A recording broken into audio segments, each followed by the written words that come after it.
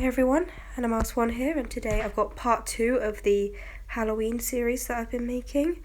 Sorry if my audio quality is a bit worse this week. I have got a cold, but I didn't want to delay the video any more than it already was. Sorry. I am here making a paper mache rose, and I'm trying different methods of fastening it to a kebab skewer. But in the end I find the best way is just use PVA glue. But I'm just moulding out a basic flower shape. This is a really difficult thing to make just because paper mache doesn't like bending. But obviously I make it work, but otherwise it wouldn't be in the video. But I do keep in all my attempts at it. Here's my first attempt at just shaping out a petal and to try and fold it around the way you would do with modelling clay. But one of the main differences between paper mache and modelling clay is that paper mache likes to be in large flat pieces. Here's me trying to use a ruler as like a basic shaper, but it doesn't really work. I'm just modelling out more petals and trying to get something together. I'm really just experimenting, and I'm just trying to use my ruler to get a uniform size and width. But it's also very difficult to get thin enough pieces with paper mache because it's very prone to breaking easily. If your model dries and then breaks, just put paper mache in the gap and then just cover over the crack with more paper mache, then repaint. Here's me trying to make a basic petal shape for the center and to work around it, but I do scrap this model, and I think I scrap a couple versions of it. It's quite a while before I get to the model I really like. But here I am just sculpting out a basic shape and folding it around the centerpiece. I was kinda happy with it, but I realised it was way too bulky and fragile anyway and prone to breaking, so I end up just scrapping this version of it.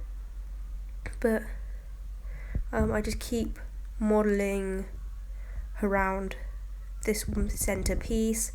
This is just a common technique used in air dry clay, and here's where I go on to attempt 2, where I use a basic petal form out of paper to try and get a more uniform shape. This also doesn't work, and I scrapped this idea pretty quickly. I think I was just trying to do the same thing but have more of a skeletal structure, I guess. But I just making out the basic petal shapes.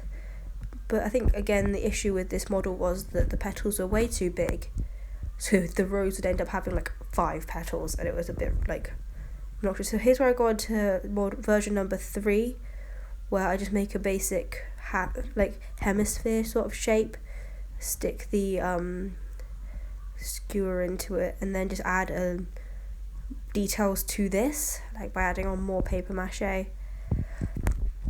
This was the time where I finally started getting somewhere and knew that I actually, kinda knew where I was going. Here I am working on a model for a leaf, because I wanted it to have a rose leaf at the base of the rose itself. I didn't spend a huge amount of time on this because it was just a prop for the Phantom to hold, which is based on the one he holds in the filmed version. I can put PVA glue into the gap and just hold the stick there while I prop it up. When it dries it's pretty stable, but it just takes a while to dry. I am here shaping out everything and working on more pieces to attach to the model. Based on a few figures I found on the internet for the shape of a flower, like a rose. Using my felting tool to add more details to it. I just keep working around the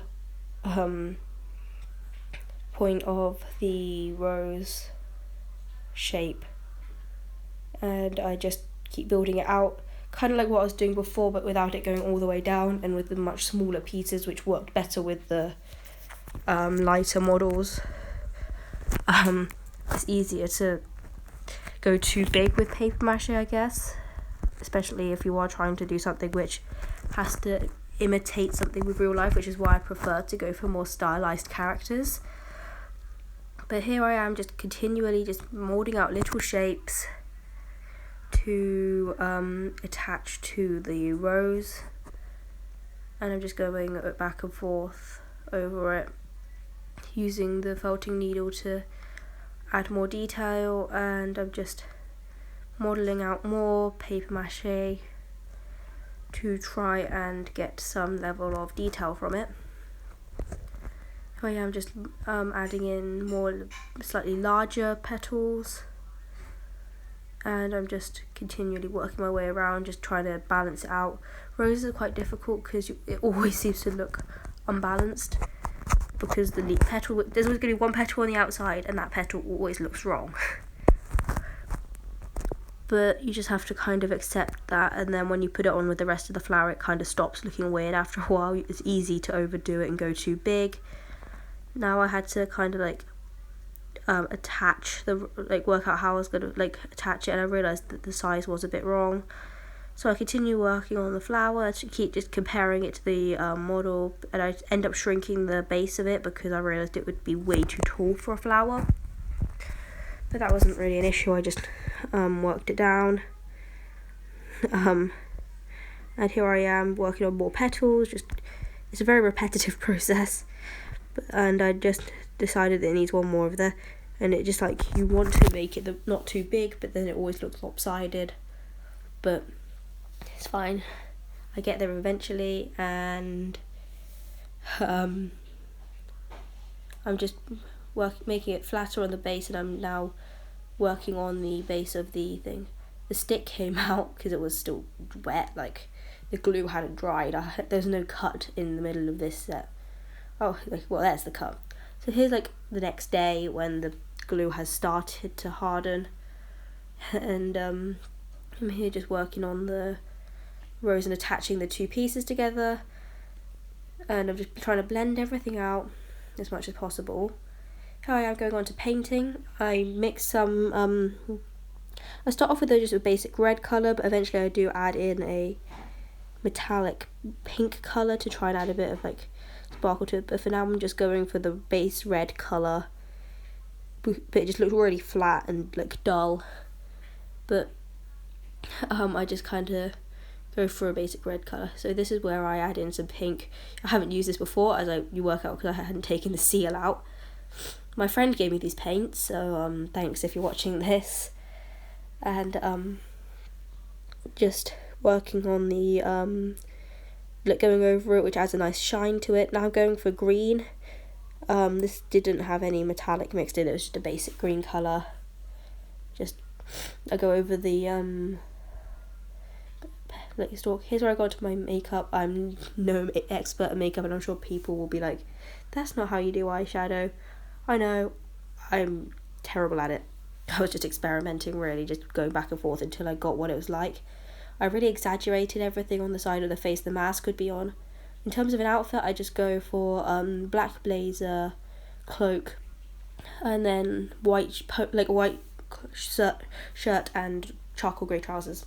It's pretty simple and not too detailed. I just go over everything. I add in lipstick, go over the top with blusher, and here is the final design. Thanks for watching. See you next time. Bye.